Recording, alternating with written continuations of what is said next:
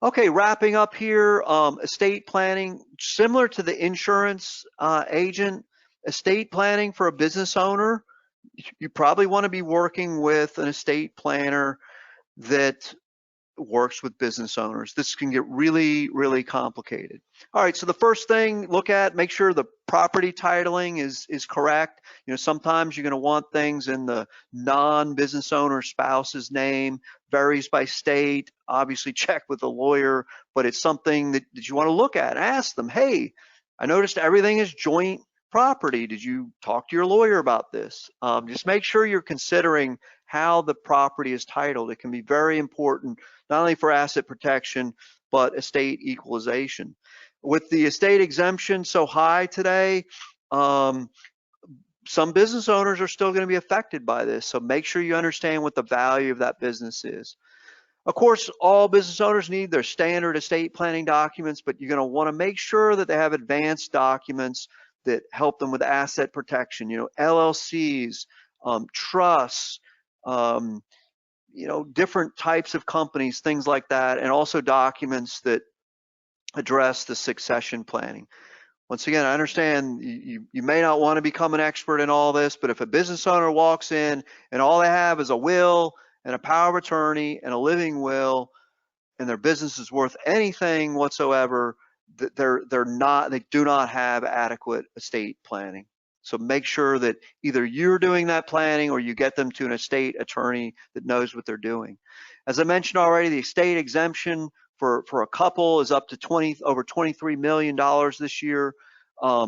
If it has that type of value, you absolutely need a plan.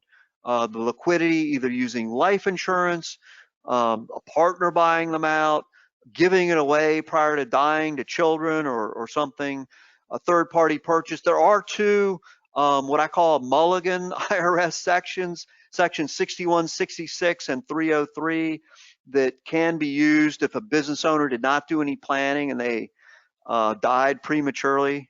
Those are sections that can help mitigate the estate tax issue. Don't forget state taxes. A few states still have state estate taxes. So when you're doing the planning, just because they're not over the federal limit, make sure you know the state rules.